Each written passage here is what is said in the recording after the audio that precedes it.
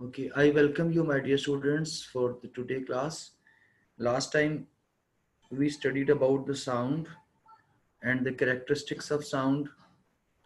Then we study the nature and the propagation of sound, and then we also studied about the audible and inaudible frequency range.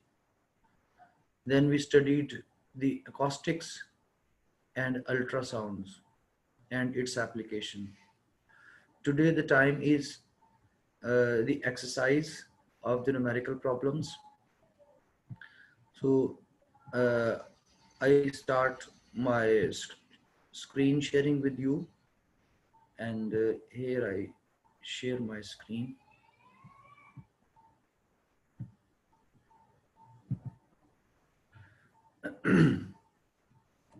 Okay, now the question number one. A normal conversation involves sound intensities of about 3.0 multiplied by 10 to raise per minus 6 watt per meter square. What is the decibel level for this intensity? And what is the intensity of the sound for 100 decibel? My dear students, I draw the data of the questions. The data is intensity is 3.0 multiplied by 10 to raise per minus 6 watt per meter square. We are to find the sound level and then the sound level of 100 decibel. Okay. The first part is sound level, and we have studied the formula in the intensity of sound, or the sound level is equal to 10 logarithm I over I naught dB is the unit. Intensity is the sound, to find the intensity of any sound, and I naught is the basic level, that is 10 to raise per minus 12 dB. Okay, minus 10 watt per meter square, sorry. So putting the values 10 log 3 multiplied by 10 to raise per 6 divided by 10 to raise per minus 12. So 10 to raise per minus 12, see it is written beneath the formula watt per meter square. So after attempting putting the values, this is minus 6 and this is minus 12. So after putting the values, the sound level will be 10 log 10 3 into 10 to raise power 6 dB. ये जो -12 है नीचे, ये ऊपर जाकर +12 हो जाएगा बेटा जब आप इसको सिंप्लीफाई करेंगे ना. यहाँ पर मैं इसको थोड़ा सा और बढ़ाता हूँ, इसका फॉन्ट साइज आप देख सकते हैं. ये देखिए यहाँ पर -6 है और यहाँ पर -12 है, नोट कर लीजिएगा. और ये -12 जब ऊपर जाएगी वैल्यू यहाँ से, तो -12 ऊपर जाकर क्या बन जाएगा, +12. और +12 और ये -6 है, तो 12 में से 6 माइनस करेंगे तो बाकी 6 रह जाएगा. सो 3 multiplied by 10 to raise power 6 dB. dB decibel is the unit. अच्छा, इसको आप अटेम्प्ट करके जब इसका लॉग लेंगे, लॉग कैलकुलेटर से वैल्यू लॉग लेंगे और उसको 10 से मल्टीप्लाई कर देंगे, तो आपका आंसर आ जाएगा 64.8 डेसिबल. okay, अब दूसरा पार्ट जो था, उन्होंने कहा था sound level. Second part, what is the intensity of the sound for 100 decibel. तो अब 100 के लिए कर लेते हैं. तो अब ये देखिए यहाँ पर साउंड लेवल गिवन है, ये 100 आ गई, यहाँ पर वैल्यू पुट करेंगे, बाकी वैल्यूज ऐसे 10 as it is, log as it is, नीचे बेसिक 10 टू रेज पर -12 है, यहाँ -12, और ये इंटेंसिटी इसकी फाइंड करनी है. अब इंटेंसिटी जो है, ये अगर हम इसको ये देखें, ये वैल्यू 10 टू रेज पर उधर, ये सारी वैल्यूज को जब हम उधर ट्रांसफर कर देंगे, ये 100 है, ये इसका पहले आपने लॉग से सिंप्लीफाई करना है. अच्छा बेटा, यहाँ पे क्लास 9th में आपने जो चैप्टर 3 पढ़ा था लॉगरिथम का, उसमें आपने पढ़ा था जब हम लॉग लेते हैं दो क्वांटिटीज का जो डिवाइड हो रही होती हैं, तो दोनों के साथ अलग अलग लॉग आ जाता है और वो सब्ट्रैक्ट हो जाती हैं। आप इसको उस तरह से भी अटेम्प्ट कर सकते हैं। दूसरा तरीका ये है कि आप इसको पहले इस पे डिवाइड कर दें, लेकिन क्योंकि ये आई जो है एक वेरिएबल है, इसलिए इसको डिवाइड नहीं कर सकते। तो ये देखिए 10 को हमने इधर मल्टीप्लाई हो रहा है, उधर जाकर डिवाइड होगा 10, तो 100 को 10 जब डिवाइड करेंगे तो ये जाकर क्या बन जाएगा 10, और यहाँ पर सिर्फ रह गया logarithm I divide by 10 to raise पर -12। इसको मजीद आगे अगर आप देखें तो मैथमेटिक्स में मैंने जैसे ऊपर बताया है कि अगर दो क्वांटिटीज डिवाइड हो रही हों और उनका लॉग लें, तो दोनों आगे जब ओपन होती हैं तो सब्ट्रैक्ट हो जाती हैं और दोनों के साथ अलग अलग लॉग आ जाता है। जी, इस बात का आपको पता है? क्लियर? चैट बॉक्स की तरफ देख रहा हूं मैं।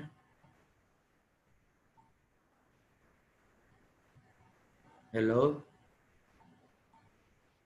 Okay, thank you Mohiba, okay, thank you Mohit. Alright, तो ये देखो दोनों सब्ट्रैक्ट हो गई। अब यहाँ पर ये वैल्यू क्या थी 10 as it is, log I minus log 10 to raise पर -12, इन दोनों को क्या कर दिया हमने, माइनस कर दिया। अब according to the logarithm rule हमने ये पढ़ा है कि अगर कोई किसी वेरिएबल के ऊपर कोई एक्सपोनेंट है तो वो log से पहले आ जाता है। याद है आपको 9th क्लास में पढ़ा था कि अगर log के साथ कोई भी एक्सपोनेंट वैल्यू आ जाती है, जिस क्वांटिटी का हम log लेते हैं और उसके ऊपर कोई पावर है यानी एक्सपोनेंट है, तो वो उसको log से पहले लिख देते हैं। तो देखो a जो है इसको log से हमने पहले लिख दिया, तो ये आ गया log 10। यहाँ पर 10 देखो एज इट इज आ गया वो log I माइनस ये जो ये -12 है, ये भी पहले आ गई पावर, और ये log 10 आ गया साथ। जी, अब ये देखिए log, ये यहाँ पर log जो है जब आप इसको सिंप्लीफाई करेंगे, ये माइनस माइनस ये इसको मल्टीप्लाई करेंगे तो ये माइनस माइनस क्या बन जाएगा, प्लस। तो ये देखिए log 10 की वैल्यू 1 होती है, ये आप टेबल से देख लें या कैलकुलेटर से फाइंड कर लो। तो जब जो हम 10 की वैल्यू लेते हैं, log 10 की वैल्यू 1 होती है, क्योंकि इसका कैरेक्टरिस्टिक 1 है, और जब करेक्ट 1 लिख दिया और उसके बाद 10 को आप log टेबल में देखेंगे तो 0 0 0 आ जाएगा, तो 1.0000, तो वो लिखने की जरूरत नहीं है, सिर्फ 1 ही लिख देते हैं। तो सिंपली कैलकुलेटर से जब आप लेते हैं तो 10 का log 1 होता है, तो ये 10 एज इट इज आ गया, ये log I नॉट, और इस log इसको जब लेंगे तो इसकी वैल्यू क्या आएगी 1, तो 1 को 12 से मल्टीप्लाई करेंगे तो 12 भी रहेगा, और माइनस माइनस क्या बन जाएगा, प्लस। ये +12 उधर जाकर क्या बन जाएगा, माइनस, तो log I is equal to -2 आ जाएगा। अब दोनों साइड्स का हम क्या करेंगे, एंटी लॉग लेंगे ताकि log कैंसिल हो जाए। जब एंटी लॉग लेंगे तो ये I आ जाएगा, और एंटी लॉग -2 का लेंगे, एंटी लॉग 2 का लेते हैं जब, तो क्योंकि ये देखिए एक ही इसमें डिजिट है, और एक डिजिट जो है उसका जब हम लॉग लेंगे, जब इसका लॉग लेंगे ना कैलकुलेटर से आप -2 का, तो ये आ जाएगा 0.01 वाट पर मीटर स्क्वायर। आप -2 का एंटी लॉग लें, शिफ्ट दबाकर लॉग दबाएं, फिर -2 लिखें, तो आंसर आ जाएगा 0.1 वाट पर स्क्वायर। तो ये वो इंटेंसिटी है जिस पर हम जो हमने फाइंड करनी थी दूसरी वैल्यूज। एक दफा फिर देख लीजिए। A normal conversation involves sound intensity of about 3.0 multiplied by 10 to the power -6 watt per meter square। ये जो हम आम बात कर रहे होते हैं, ये हमारी आवाज की इंटेंसिटी इतनी होती है, ये आई की वैल्यू है।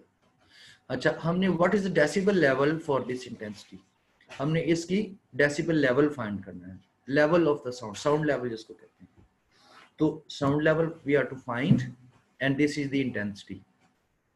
फिर दूसरी बात हमने ये कहा है कि what is the intensity of the sound for 100 decibel, यानी अगर लेवल दिया हुआ है 100 डेसिबल है, तो फिर उसकी इंटेंसिटी कितनी आएगी।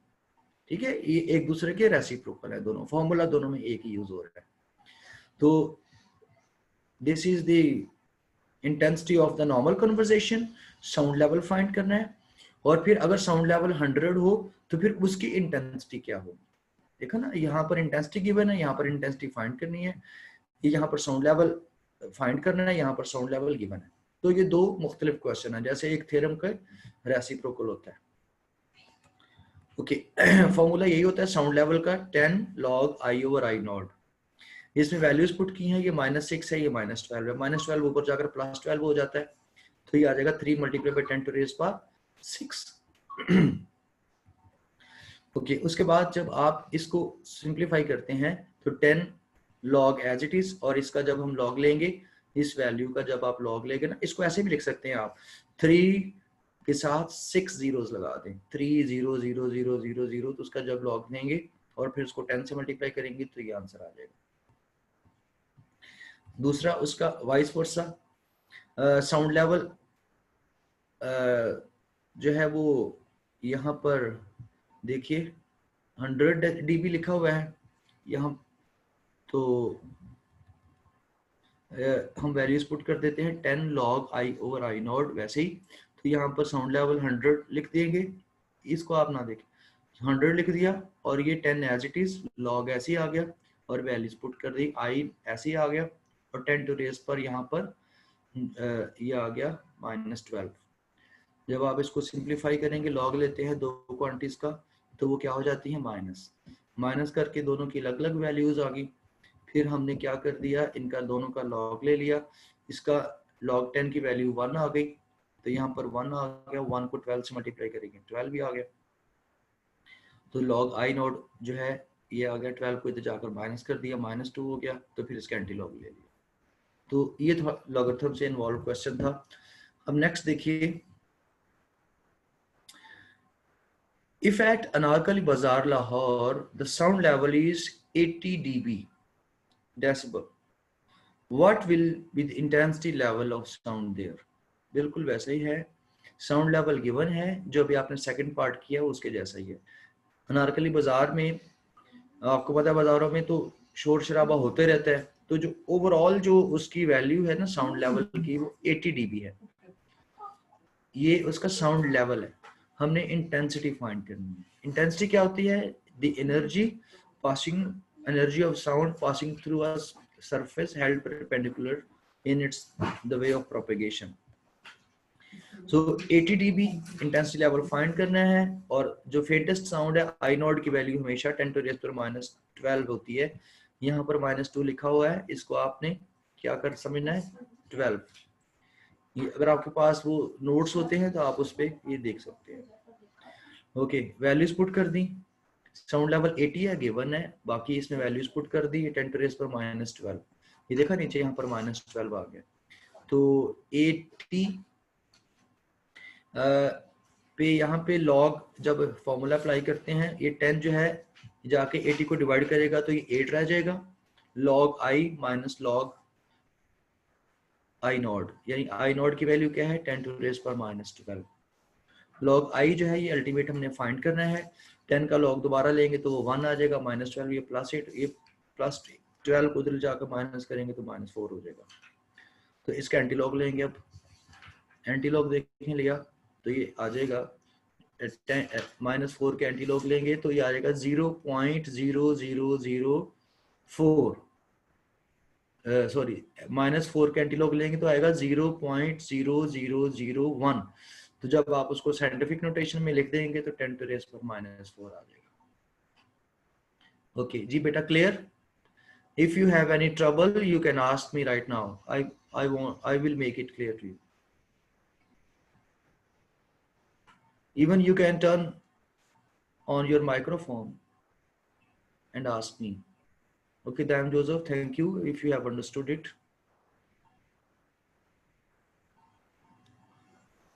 Okay, rest of the class. Okay. Basic logarithm use किया गया है. All right. Okay, ठीक है. लीजिए अब कुछ आसान क्वेश्चंस हैं, बहुत ही आसान। अभी ये देख लीजिए, At a particular temperature, the speed of sound in air is 330 meter per second square. Meter per second, sorry. This is meter per second. Okay, at a particular temperature, यानी किसी खास टेम्परेचर को, चाहे वो रूम टेम्परेचर है या जो भी आप कह लें, गिवन नहीं. The speed of sound in air is 330 meter per second. If the wavelength of a note is 5 centimeter, जो आवाज है उसके एक नोट की वेवलेंथ कितनी है? 5 सेंटीमीटर. 5 सेंटीमीटर को हम चेंज करेंगे मीटर में. Calculate the frequency of the sound. Does its frequency lie in the audible range of the human ear? And okay, write in your chat box what is the audible frequency range for the human body.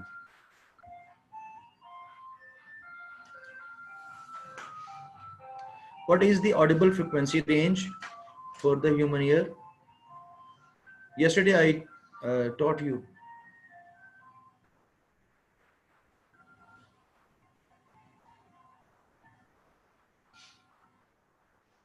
No answer.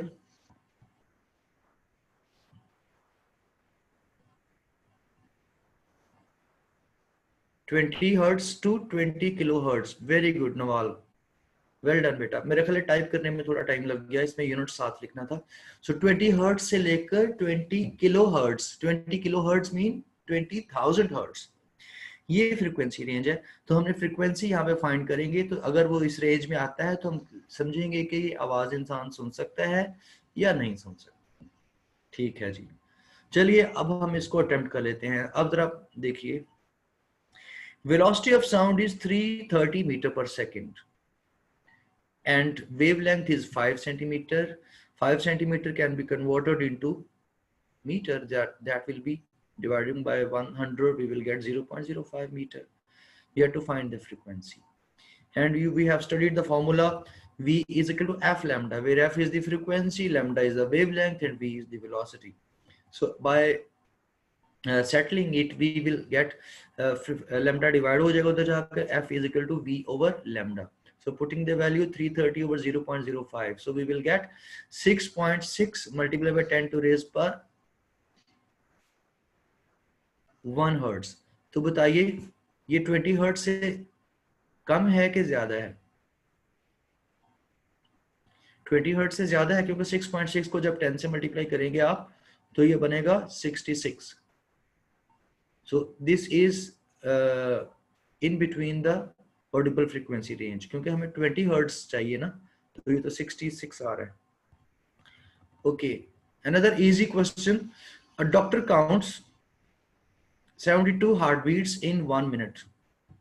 Ji, doctor count करता है heart beat को, चाहे वो एक stethoscope से कर ले या किसी और डिवाइस से. तो 1 मिनट में कितने हार्ट बीट्स हो रहे हैं? 72 minutes, 72 heart beats. Calculate the frequency and the period of the heart beat. Frequency यानी उसकी कितनी फ्रीक्वेंसी है? 1 सेकंड में फ्रीक्वेंसी तो गिवन है. देखो 1 मिनट में कितनी है? 72.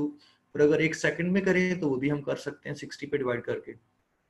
अच्छा, दूसरी बात, period of the heart beat. Period जो है that is the time taken in completing one heart beat. So number of beats is equal to 72. Time is 1 minute. 1 minute is equal to 60 second. Time period we have to find and the frequency.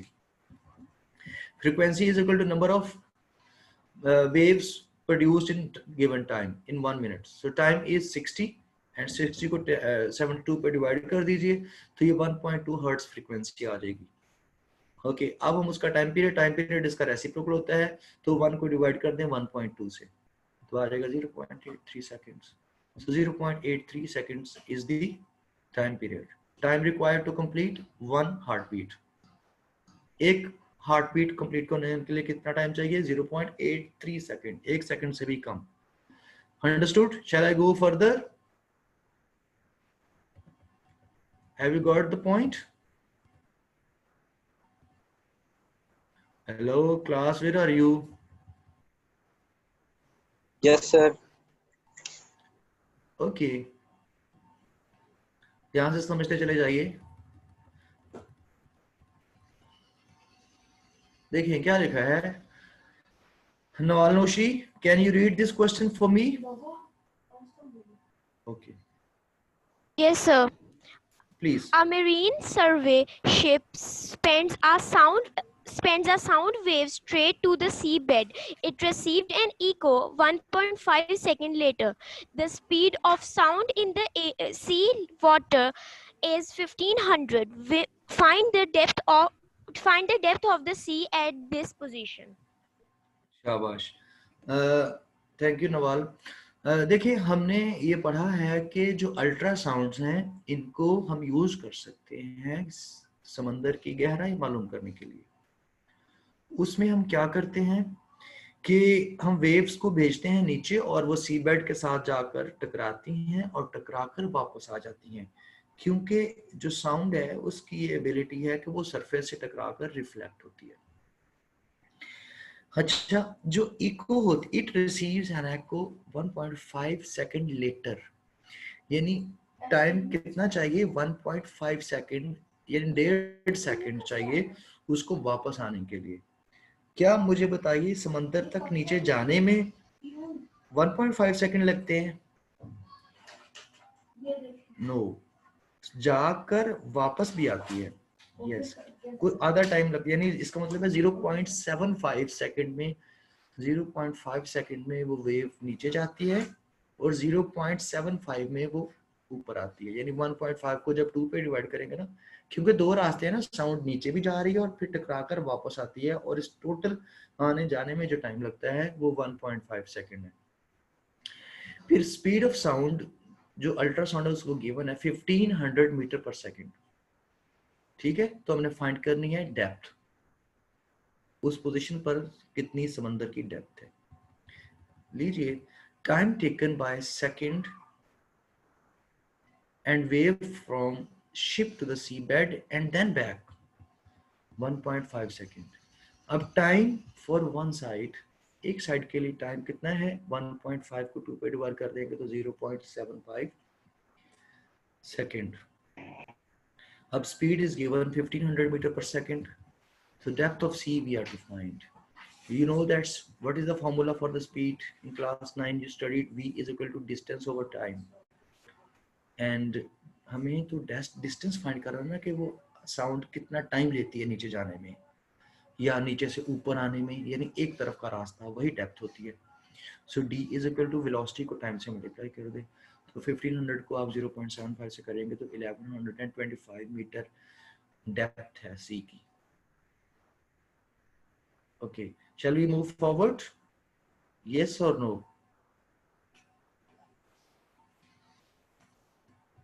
Hello, do you have any problem? Okay, alright. Okay, Talha Khan जी, आपने लिखा है no sir, इसका मतलब है आगे ना जाऊं कि इसका मतलब है कि कोई प्रॉब्लम नहीं है?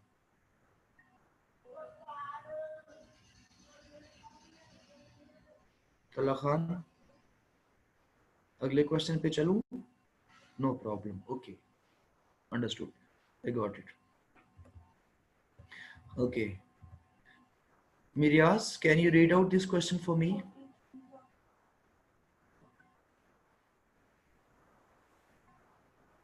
Hello,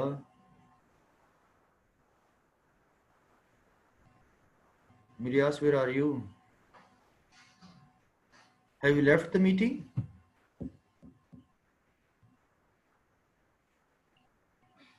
Then why are you not reading it? Okay, read it out. Question number 6. Okay, mic problem. Okay, Fatma Ajmal, can you read it out?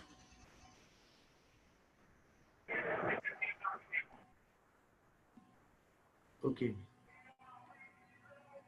Fatma. Okay, Angel, you move ahead.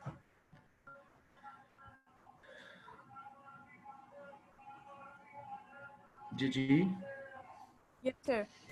A student start. clapped his hand near a cliff and heard the echo after 5 seconds. What is the distance of the cliff after the student if the speed of the sound v is taken after 346 meter per second? Thank you.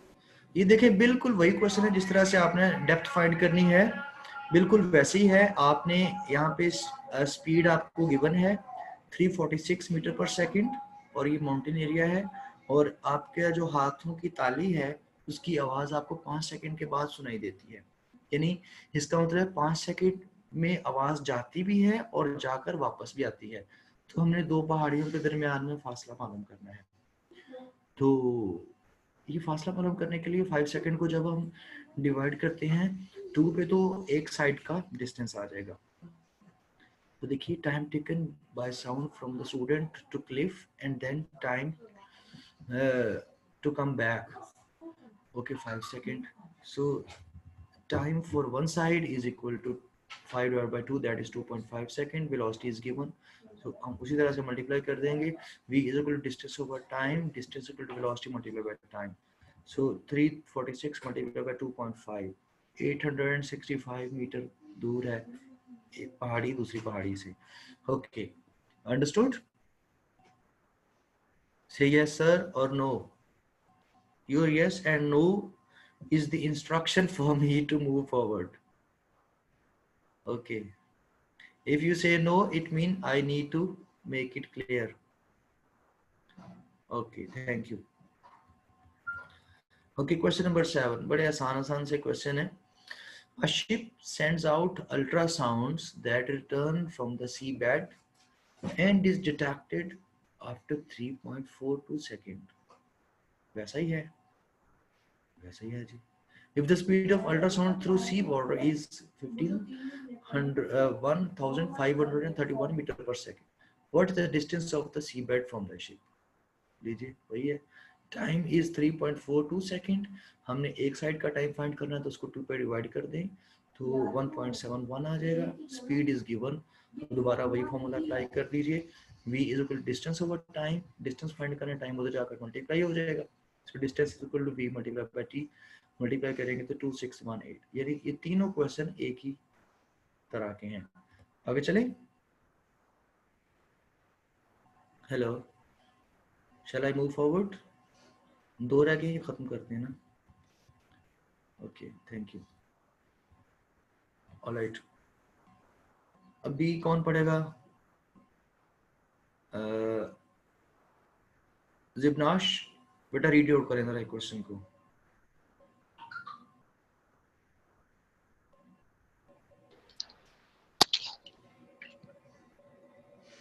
The highest frequency sound human can hear is about 2000 Hz. What is the wavelength at sound in air at its frequency at a temperature of 20 degrees Celsius? What is the wavelength at the lowest sound we can hear of about 20 Hz? Assume the speed of sound in air at 20 degrees is 343 meter per second.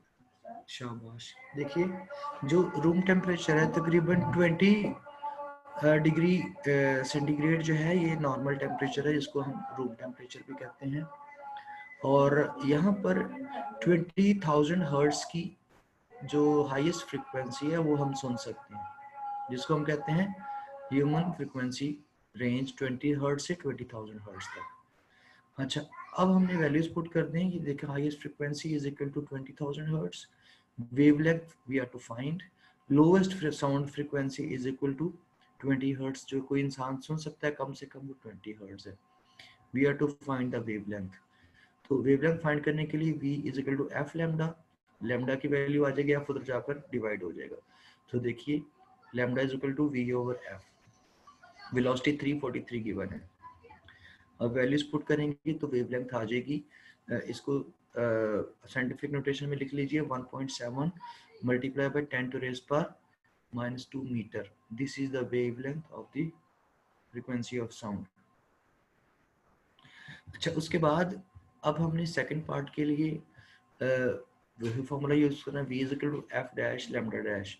तो दूसरी frequency lambda जो find करनी है, अगर उसकी velocity 343 हो जाए और फ्रीक्वेंसी 20 हर्ट्ज हो, तो जब उसको डिवाइड करेंगे 20 से तो 17.2 मीटर आ जाएगा। ये आसान था। अब ये देखिए इसमें भी वही फॉर्मूला हम यूज करेंगे, distance velocity multiply by A sound wave has a frequency of 2 kilohertz. ये kilohertz को हम hertz में भी चेंज कर सकते हैं. Wavelength है 35 सेंटीमीटर, इसको चेंज करेंगे मीटर में. How long will it take to travel 1.5 kilometre? तो तकरीबन 1.5 किलोमीटर ट्रैवल करने के लिए कितना टाइम चाहिए? We have to find the time. Wavelength is given, frequency is given. So frequency is 2 kilohertz, that is 20,000. 2 kilohertz mean 2000 आएगा, 2000 hertz. Wavelength is 35 centimeter.